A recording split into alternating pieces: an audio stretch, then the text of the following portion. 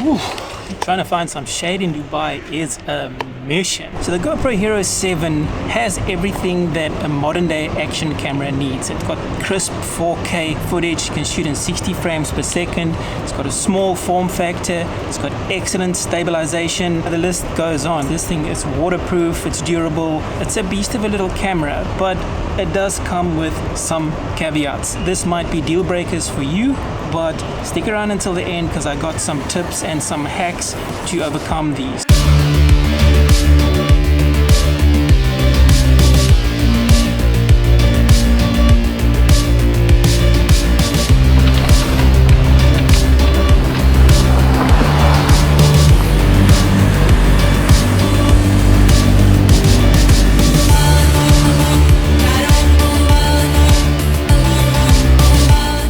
Right, so the GoPro Hero 7 was released in September 2018, and it was the first of its kind to introduce the Hypersmooth 1.0, which was a massive upgrade from the GoPro Hero 6.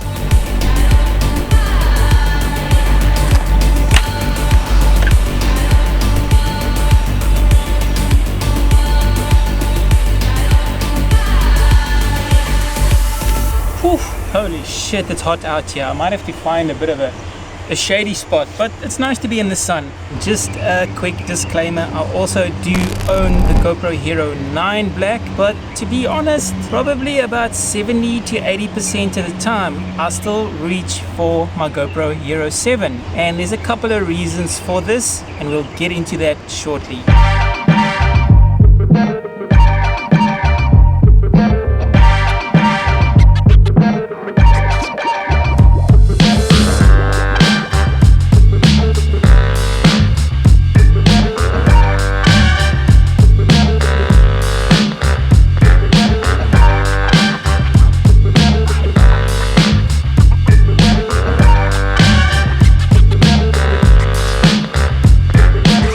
So the GoPro Hero 7 can shoot in 4K resolution at 60 frames a second all the way down to 24 frames per second with the 1.0 hyper smooth stabilization. If you want to shoot in 120, unfortunately you have to drop down to 1080p and then it switches down to standard stabilization.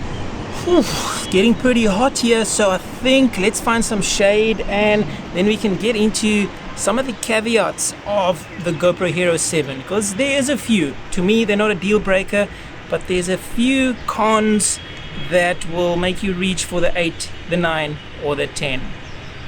But let's find some shade first.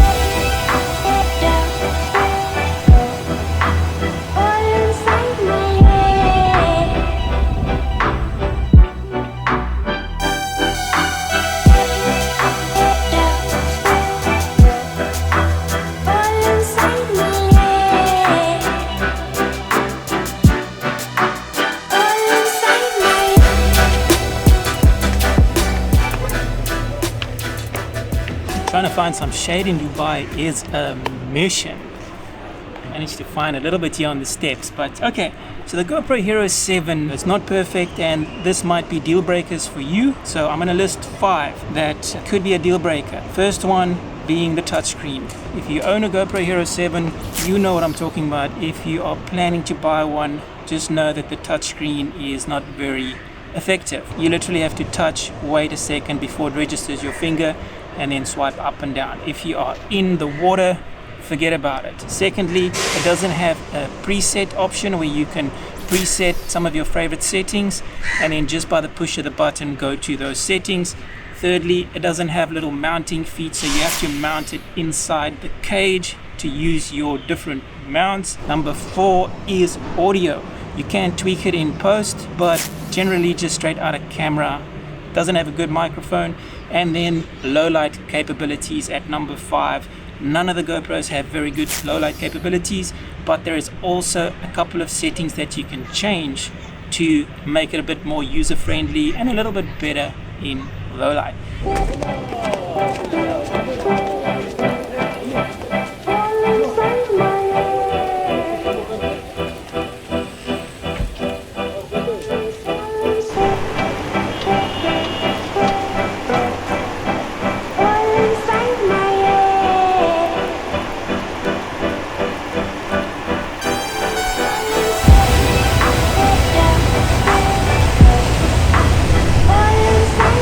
Yeah, so all the ships are coming in now.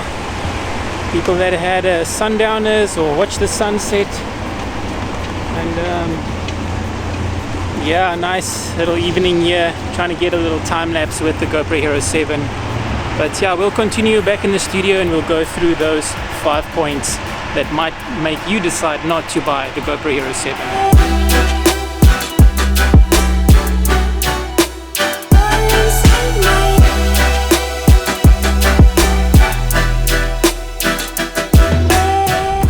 So that was a nice afternoon, ending off in a nice evening next to the water, watching all the boats come in, doing a nice little time lapse. So let's get straight into a couple of hacks that will overcome the 5 caveats that I mentioned earlier in this video. The first hack will basically override the touchscreen and the ability to select presets or the lack of presets on the GoPro Hero 7. There's a method that you can use to operate and select all your settings manually. And how you do that is you push your mode button and your record button at the same time. So you can now choose any of your ProTune settings from aspect ratio, frame rate, resolution, ISO, field of view, stabilization on or off. So anything you can choose through the touchscreen in ProTune mode, you can do manually. So for me, this also eliminates the need for a preset menu. Since I've learned about that, I don't actually even use the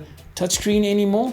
Number 3 was the feet. If you want to mount it, you need to install it inside your cage. Weight wise, even in the cage, the GoPro Hero 7 is still lighter than the 9 and the 10. And the fact that you can remove it from the cage and literally have a GoPro the size of a matchbox, this is not a con, this is a pro. So depending which way you look at this, if the feet is a deal breaker for you, this could be a reason for you to rather look at the GoPro Hero 8, but just know that you cannot change the lens on the GoPro Hero 8. So if you do scratch your lens, it means you got to buy a new camera. Right, so we're going to move on to hack number 3. It's not really a hack. It was low light capabilities. The only way you can improve your low light capabilities is if you change some of your settings. So the best low light settings for your GoPro Hero 7 is going to be 4K, 24 frames per second, and then your shutter speed at 1/48 of a second. And then your ISO maximum, probably not more than 800. Anything more than 800 is going to make your footage a little bit grainy, noisy. Another tip is to just turn off your stabilization and mount your GoPro on a tripod and set it down, and you will get somewhat clean footage. The GoPro Hero 7 does have a low light function built in. There's a little toggle switch, and the only way that you can get that to turn to auto is if you have your settings at 4K, 60 frames a second, and your ISO maximum at 1600. This activates your low light performance on the GoPro Hero 7. I still need to do a side-by-side comparison to see which is actually better, the 24 frames per second at 48 shutter speed or the 4K 60 ISO 1600. Let me know in the comments if you guys want to see that comparison. That's the only thing you can do for low light. The last thing is the audio. It's usable if you have some presets. If you are going to spend money on audio, I would just say invest in an external microphone, whether it is a lavalier microphone or if it is one of these little Rode Video Micro.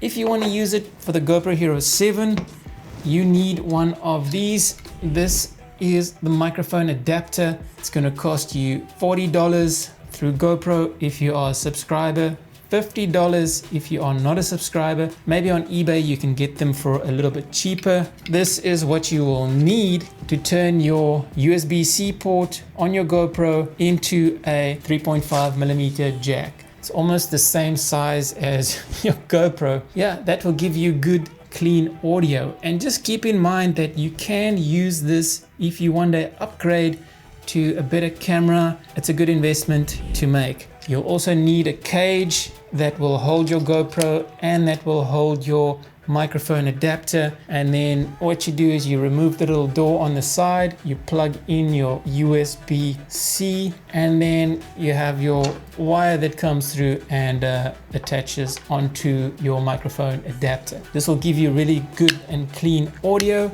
in a vlogging setup. So now you have an action camera for all your action sports, and if you do want to use it for vlogging with good audio, Bob's your uncle. I hope you guys liked this video, and if you did learn something, please give it a like and consider subscribing on your way down there. If you guys want to see a full video on the setup for external audio on the GoPro Hero 7, let me know in the comments and I'll make one. Thanks for watching. I'll see you guys in the next one. Shandies.